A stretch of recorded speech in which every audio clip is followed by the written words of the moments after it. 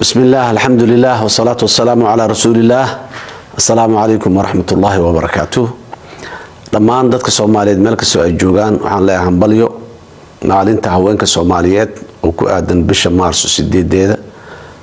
guud ahaan shacabka waa hambalyeynaya si gaar ah waxaan ugu hambalyeynaa gabdhaha Soomaaliyeed meel kasta ay joogaan waxaan ku bogaadinayaa dadaalka ay ugu jiraan halganka dalkan looga xoreynayo khawaarijta halganka ay ugu jiraan horumarinta iyo hagaajinta qoyska Soomaaliyeed hooyadu waa udub dhaxaadka qoyskuna waa udub dhaxaadka ummadda gabdhaha Soomaaliyeed halganka dalka ka socda doorka ay ku leeyihiin waa la garanayaa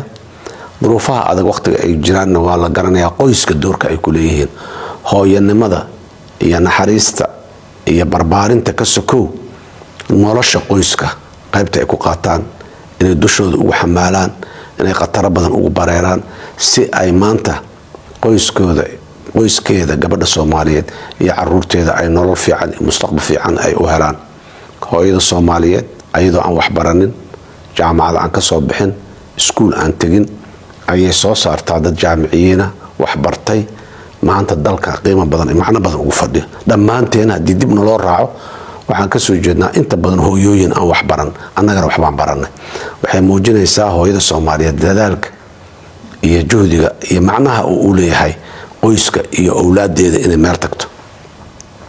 waqtiga duruufaha adag iyo dalka iyo dadka ay soo wajahdana waa la garanayaa doorka ay leeyihiin gobonadoonkii doorka haweenka Soomaaliyeed ay ku lahayn waa la garanayaa xabsiyaday ku umuli jireen isticmaalka inta xirxiro dahabkooda iibi jireen si ay ugu garab istaagaan halganka muxuu ahay socda codkooda ay muujin jireen banaanka ay u soo istaagi jireen waa u dhima jireen waa loo dili jiray ayagoo xurriyada ku hadaaqaya oo u qaylinaya maantana intii kama duwana kamana waxaysna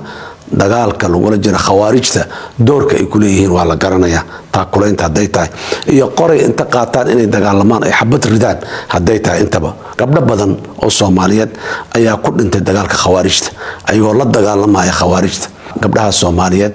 ee dagaalkaas iyo halgankaas ku geeriyoodo dhammaan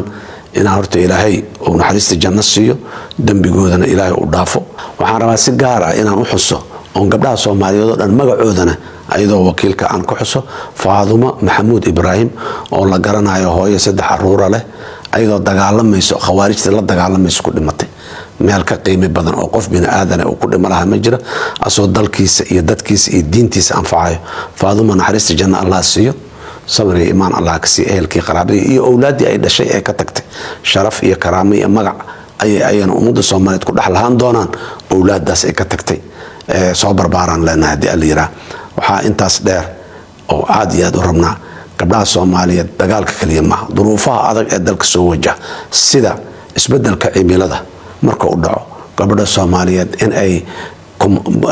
intaasoo kiiloomitir ay doodka uga soo qaaday ee ilmaheeda ku waraabiso oo xoolaha guriga ugu haray ee socon waayay ee ruqda ah ay ku waraabiso masalan inta ay dhigto weelka biyaha ay ku keento haanti ay soo xambaarsatay oo biyaha ku keento dhigta ay yaanba hadana inta qaadato ama masaar qaadatay hadana baxda ay duurka aadaa hadana ay reerka ay u soo waxaysaa gabadhaasi subax waaga bari ilaa caawa laga gaaray ku taagan waa hooyadeen waa walaasheen waa xaaskeen xurmo gaar ah ayay mudan tahay maanta marka waxaan rabaa anoo ku hadlayo magaca ummadda Soomaaliyeed guud ahaan gaar ahaan magaca madaxweynaha Jamhuuriyadda Federaalka Soomaaliya inaan mar kale ay hambalyo dadka Soomaaliyeed macnaha aad ugu fadhisaan aad iyo aad ay u garanayaan nolol iyo sharaf iyo karaamo ayaad ka shaqeysaan halka aad joogtaan ka wada ummadda adika indha u ah guuleysta insha Allah dhamaantiinba